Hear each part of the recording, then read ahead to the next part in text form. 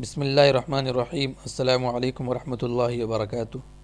محترم ناظرین، عام طور سے یہ سوال کیا جاتا ہے کہ اگر کوئی شخص غسل کر رہا ہو اور وہ کلی کرنا بھول جائے یا اسی طرح سے ناک میں پانی ڈالنا بھول جائے اور پھر بعد میں اسے یاد آئے تو اب کیا کرے گا؟ دوبارہ اسے نہانا پڑے گا یا صرف کلی کر لینا اور ناک میں پانی ڈال لینا کافی ہے؟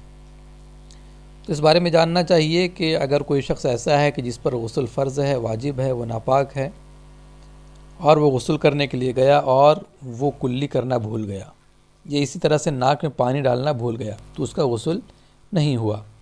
اب بعد میں اسے جب بھی یاد آئے تو پھر اس کو دوبارہ نہانے کی ضرورت نہیں ہے، بلکہ صرف وہ کلی کر لے یا اگر ناک میں پانی ڈالنا بھول گیا تھا تو ناک میں پانی ڈال لے، اس سے اس کا غسل ہو جائے گا، دوبارہ نہانے کی ضرورت نہیں ہے۔ دارالعلوم کا یہ فتویٰ ملاحظہ کیجیے۔